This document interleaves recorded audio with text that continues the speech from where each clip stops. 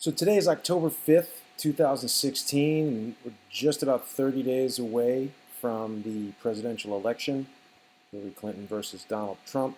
And, of all the 10 elections I can recall in my lifetime, I've never seen an election where people have been more emotionally charged about the candidates. And as a matter of fact, so many people that I speak to are essentially formulating their entire opinion about either candidate strictly based on an emotional response. And I think that's a little bit dangerous because we can't necessarily gauge what these people are really like based on how they act on television or what they say in a debate.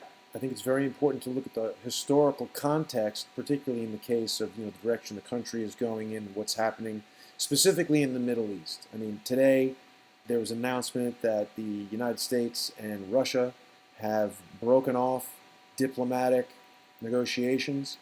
That sounds terrible and dangerous to me.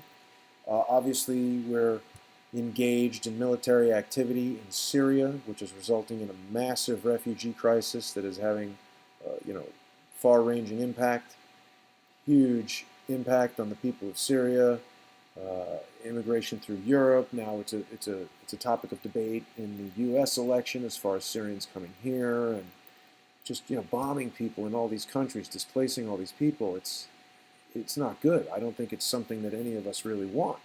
And so the action in Syria seems to be sort of an extension of what started in Iraq, went through Libya, and now in pursuit of ISIS is spreading sort of all through the Middle East. And there's another really interesting thing that's occurred pretty recently that I've been very, very shocked to learn. Most of the people that I speak to haven't even heard about this. And it's this matter of the 28 pages, the so-called 28 pages. These are 28 redacted pages from a Senate Intelligence Committee report that was written in part by retired Senator Bob Graham. Now, this 28 pages matter first came to my attention when Bob Graham went on to 60 Minutes in April. You believe that support came from Saudi Arabia? Substantially. And when we say the Saudis, you mean the government? Rich people in the country, charities? All of the above. Bob Graham went on to 60 Minutes, and he basically implored the U.S. government to release these 28 pages. And he went as far as saying that the official story that we've been told is implausible in the way that it's been told, that these 19 individuals, most of which who couldn't even speak English, simply could not execute such a complicated plan without substantial material assistance from other individuals in the United States. And a couple of months after he called for this, just a few weeks ago, 28 pages were declassified, about 80 to 90% of it. There's still quite a bit of it that's redacted with black lines through it. But the general gist of what's revealed in these 28 pages is that Prince Bandar Bin Sultan, the Saudi Arabian ambassador to the United States and longtime close personal friend of the Bush family and George W. and George H.W. Bush, Prince Bandar and his wife had provided money, six-figure sums, to bank accounts that were utilized by the hijackers to rent apartments and buy food and pay for flight training and basically conduct their day-to-day lives while they put together and executed the 9/11 attacks. And the truly shocking part about this is that our government had this in their hands in December of 2002, prior to invading Iraq, deposing Saddam Hussein, telling everyone that Iraq was complicit with the al-Qaeda hijackers and involved somehow in 9/11 and harboring weapons of mass destruction and all this kind of thing that led to the pretext for the proactive, aggressive, destructive invasion of Iraq and murder of Saddam Hussein. Now, I don't like Saddam Hussein.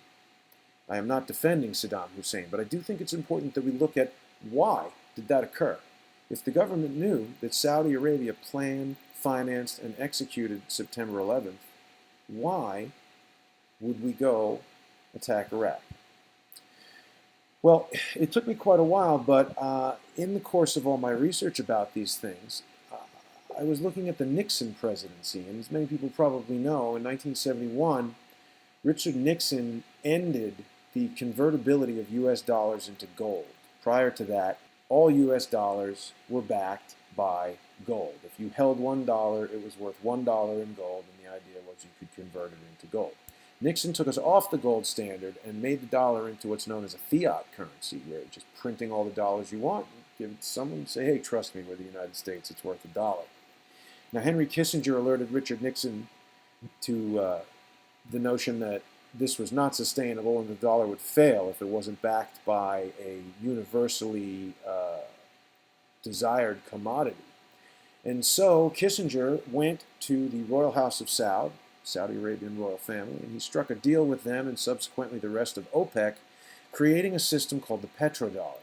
Now, under this petrodollar system, any country buying or selling oil must conduct the transaction in US dollars. And what this does is it creates an inherent demand in every single country in the world to stockpile large amounts of US dollars in order to be able to purchase oil to run their cars, airplanes, etc. Everybody needs oil, so now everybody needs US dollars. And since the US Federal Reserve is the only supply of US dollars, there we have our supply and demand. So the interesting thing about this story is that this petrodollar system exists to this day. And the first guy to sell oil for euros with the approval of the United Nations was Saddam Hussein.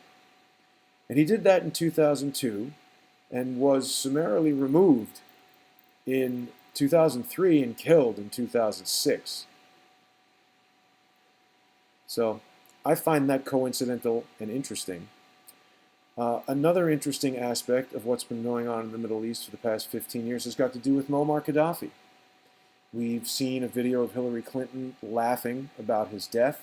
So, I mean, that is the land of unconfirmed reports. Yes, we came, we saw, he died. Did it have anything to do with your visit? No, I'm sure it did. Earlier today, possibly yesterday, on Infowars.com, Paul Joseph Watson has written a story about a peace deal that was being negotiated by Hillary Clinton, General Wesley Clark, and a gentleman by the name of Dr. Kilari Arand Paul. And according to this report, which features scans of the letter with signatures of Prime Minister, and this is basically a document that by all indications was ready to be fully executed, and Hillary Clinton refused to sign it. Not clear to me why, but it's interesting that she also did not take the phone calls from Christopher Stevens warning of violence in Benghazi, which one could argue created a pretext for an invasion or at least a military action there in Libya and the subsequent murder of Muammar Gaddafi. It's interesting to note also that as the chairman or the president of the African Union that was formed, I believe, in May of 2001, Muammar Gaddafi was a huge proponent of creating a gold African dinar, which was intended to be a currency of the African Union that could compete on an international stage with the dollar and the euro. And Gaddafi also wanted to use it as the exclusive currency for trading African oil. So again, Saddam Hussein threatens the petrodollar and the U.S. economy. He gets killed and taken away. Muammar Gaddafi threatens the petrodollar and the U.S. economy. He gets killed and taken away. Now, I don't think that we should allow people to threaten the U.S. economy, but rather than going around and enforcing this under the threat of death, I would want to seek a method of extracting ourselves from this arrangement and having a more sustainable way of maintaining our economy without having to kill people and bomb innocent children all over the world and create these crazy refugee crises. So I think a lot of people are not aware of this situation with the petrodollar. I don't know how many people have seen this video of Hillary Clinton laughing. He died. I personally don't find death and destruction funny. I didn't find it funny when friends of mine were killed on September 11th, 2001 in the World Trade Center.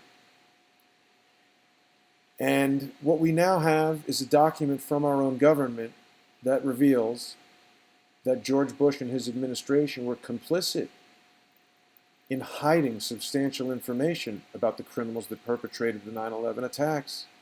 They've told us now that they knew it was funded, planned, and executed by Saudi Arabia, and that they hid that for 15 years. You know, if someone came over to your house with a gun and told you, hey, I just killed somebody, I need you to help me hide this gun, burn my clothing, tell them I was here having dinner with you. And if you did that, all you did was throw away the gun, throw away the clothing, hang out with the person, and you know, you're an accessory after the fact to murder. You would be tried for a crime. So we've got huge elements of our government that have now admitted to being accessories after the fact. They've admitted that they entered Iraq on a totally false pretext, and no one is talking about this.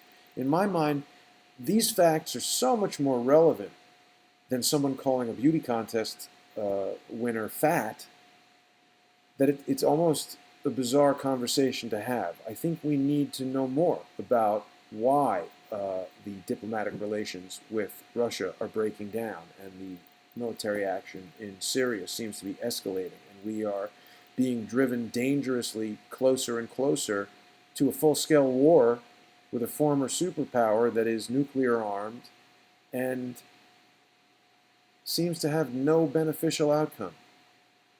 Anyway, I hope I've provided some information that's enlightening, and I certainly encourage anyone watching this to go and investigate the things that I'm talking about. And please, if I've got anything wrong, raise the points. Let me know. I am looking for the truth in these matters, or the best version of the truth. And I don't want to disseminate information that's incorrect. I don't want to be receiving information that's incorrect. I like making informed decisions based on facts. I hope this was helpful. There are going to be more videos to come. Thanks for watching.